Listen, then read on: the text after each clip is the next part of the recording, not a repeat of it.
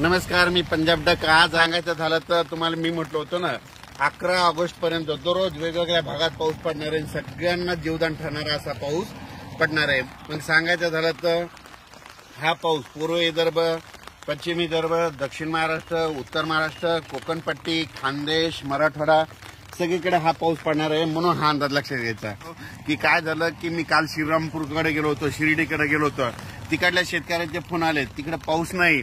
तर त्या शिर्डी, श्रीरामपूर, नेवासा, त्याच्यानंतर संगमनेर त्या तालुक्यातल्या शेतकऱ्याला सांगू इच्छितो की तुमच्या भागामध्ये देखील म्हणजे 9, 10, 11 तारखेपर्यंत चांगला पाऊस पडणार आहे. म्हणून हे अंदाज लक्षात घ्यायचा. त्याच्यानंतर विदर्भातल्या शेतकऱ्याला सांगू इच्छितो की विदर्भात देखील चांगला पाऊस पडणार आहे. घाटाच्या खाली शेतकऱ्याचे फोन आले होते, तिकडे देखील चांगला पाऊस पडणार आहे. म्हणून हे अंदाज लक्षात घ्यायचा. धुळे, नंदुरबार, जळगाव जिल्हा, पुन्हा त्याच्यानंतर कळवण, नाशिक, लासूर या शेतकऱ्याचे फोन आले की आमच्या इकडे पाऊस नाही. चाळीसगावचे शेतकऱ्याचे फोन आले, पारवळ्याचे आले. तुमच्या तिकडे आज बघा, आज दुपारनंतर तुमच्या धुळे जिल्ह्यात, जळगाव जिल्ह्यात, नंदुरबार जिल्ह्यात तिकडे देखील पाऊस पडणार आहे. म्हणून हा अंदाज लक्षात घ्यायचा.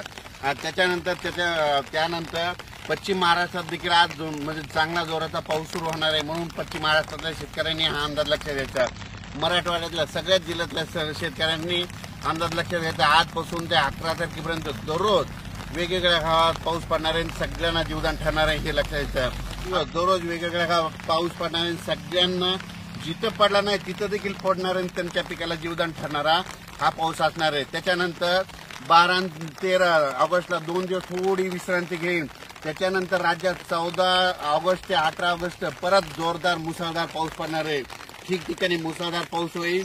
म्हणून विजेच्या कडकडासह होणार आहे. त्याच्यामुळे काय करा, 14 ते 18 ऑगस्टच्या दरम्यान तुमच्या शेताच्या जिथं तळी असेल तर तुम्ही मोटर टाकले असेल, पाईप असेल ते काढून घ्या. कारण की त्याच्यानंतर त्या पावसामध्ये बऱ्याच धरणाचं जायकवाडीचं परत पाणी सुटणार आहे. त्याच्यामुळे तुमच्या मोटर वाहून जातील, पाईप वाहून जातील. त्याच्यामुळे हे अंदाज लक्षात घ्यायचा. कोकणातला पाऊस कायम राहणार आहे. म्हणून हे लक्षात घ्यायचं. अचानक वातावरणात बदल झाला, परत एक मेसेज दिला जाईल उद्याच्याला. धन्यवाद.